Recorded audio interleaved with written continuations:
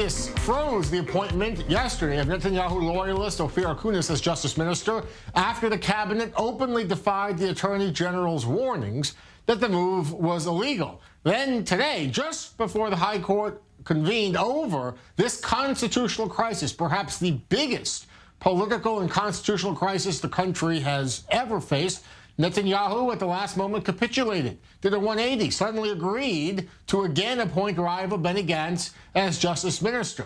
This whole drama, by the way, is on an interim temporary basis. These appointments may last no longer than another week or two.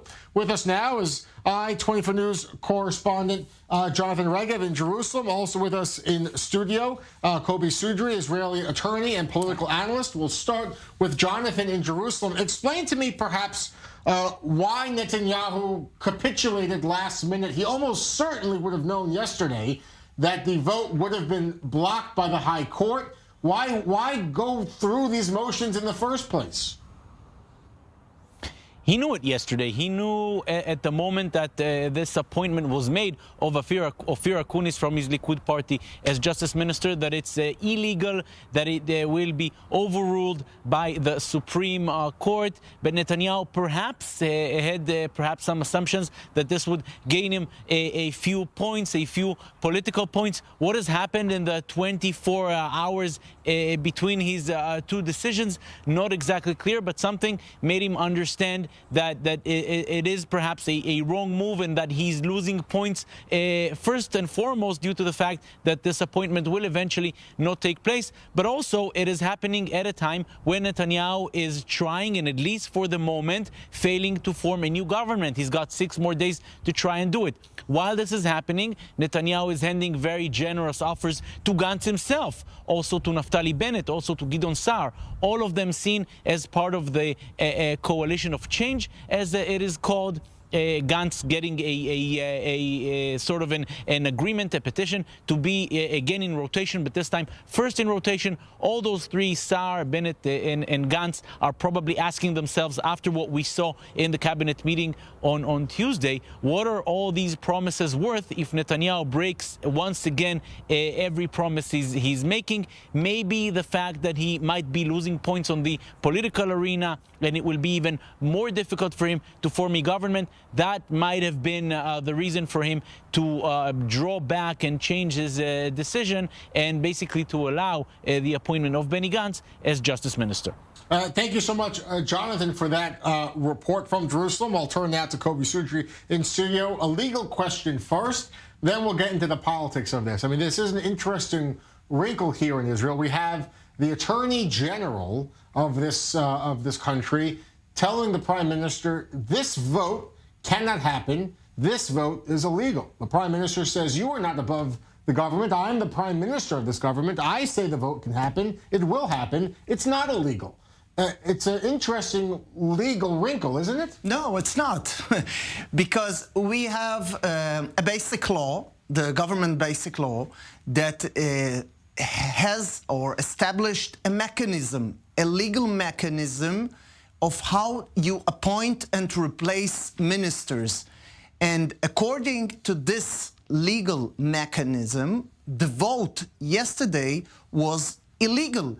And what the Attorney General did was basically his job, meaning to notify to the government whenever they break the law. This is simply what he did. The best analogy that I can come up with, and it is a parallel to the United States, that in an interview after his presidency, reflecting back on some of the actions taken during the Nixon years, Richard Nixon, in an interview said, well, if the president does it, then it's not illegal. If the president takes this action, it can't be illegal. This is a similar... Well, you know, that reminds me of JFK, that once asked, if I'm a president of the United States, how could it be that I can't appoint my brother as a justice minister? But again... Attorney General, exactly. But again, so what do you need a legal advisor for? The reason...